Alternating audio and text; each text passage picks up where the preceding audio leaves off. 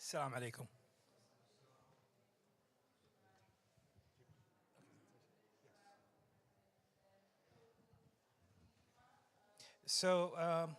My name is Dr. Nasser Al-Rifai. I'm a senior advisor at the Kuwait Fund for Arab Economic Development. Today I'll be presenting and talking about one of Kuwait Fund's projects. It's basically a sustainable environment intervention project in Bahrain. Okay. So the Kuwait Fund usually gives projects or gives loans to finance projects in countries that require these loans. Bahrain had some issues that were coming up.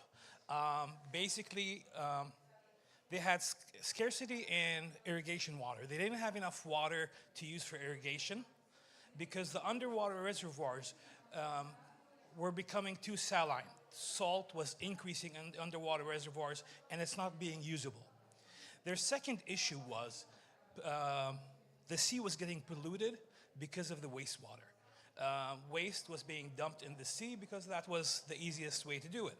But with the expansion of the population, the impact was very high on the underwater or the sea environment. So they came to basically Kuwait and to the Kuwait Fund and requested our assistance in providing funds and approving a loan. Basically to fix all the problems that I talked about, hopefully. So the Kuwait Fund approved a wastewater treatment plant project. It was 4 stages, and the idea behind it was if we can treat the water instead of throwing it into the sea, we'll be able to basically protect the sea environment and we'll be able to get some water that we can use for irrigation. So basically, talking about it lightly, the treatment plant uses 4 stages. The first one is screening. In the screening stage, basically what we do is, what the plant does, it removes all basically large objects and debris from the wastewater. Any kind of plastic bottles and stuff, they just get removed as a first stage. On the second stage is the primary treatment, all right? So what happens is they put the sewage water and they let it settle, all right?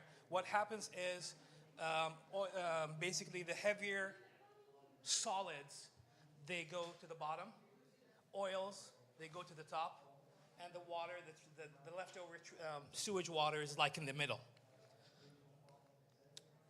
Secondary treatment, basically it's a biological treatment. They introduce bacteria into the water, and that basically eats up all the solids, leftover solids that are in the water.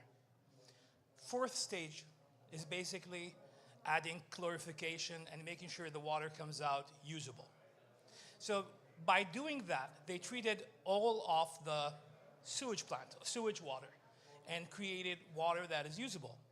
Now, the innovation there was not that is just a treatment plant. We took the 4 stages, we fixed the environment, and we treated the water so that it can be used for irrigation. So we were able to solve the irrigation, and we were able to solve the contamination of the seawaters. But what we also did was we injected the excess water that was not used for irrigation. That extra water that they had, that was injected underground. By doing that, they were able to reduce the salinity of the underground water, which was not usable, with time, by pumping all this extra clear, clean, treated water into the underground reservoir. They reduced the salinity, and they had more underground usable water for different usages, including irrigation. So it was basically, we achieved multiple goals, not 2 goals. The irrigation, repairing the underground reservoirs, and helping the sea environment. So it was actually 3 goals with 1 solution and 1 project.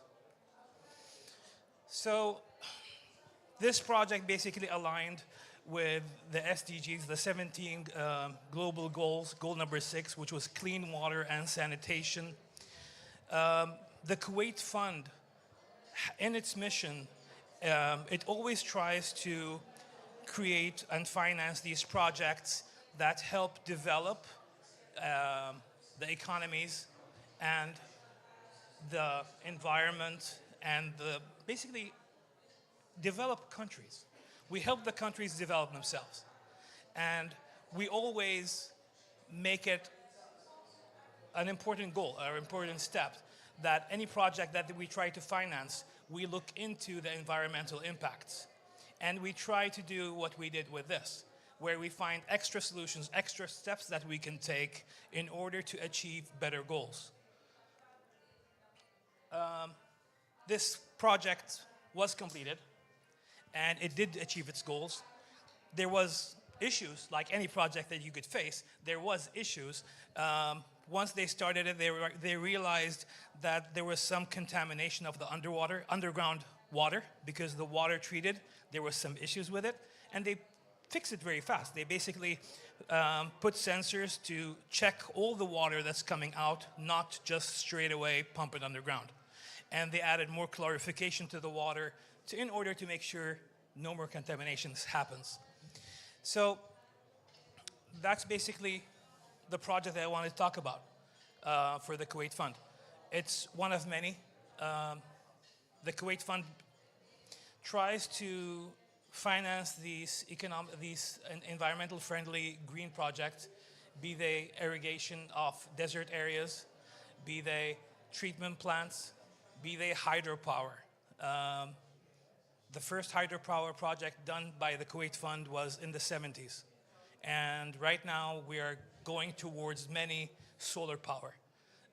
Some countries might be reluctant because of the extra cost, but we tell them with the carbon credits that they can sell, they can make up for that cost. So it's always a plus. And we try to guide countries that come to us in achieving these goals. If anybody has any questions.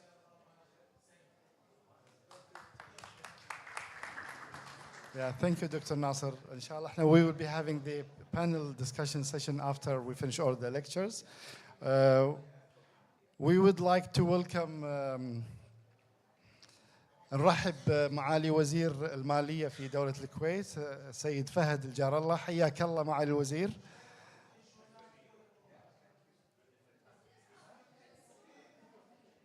حياك الله. يا أهلا وسهلا. تفضل حياك الله شرفتنا. Okay. Thank you, Dr. Nasser Al-Rifai. And it's a point I like to stress on, that Kuwait Fund is one of the very important organizations in Kuwait. And we have so many organizations in Kuwait that we are really proud of.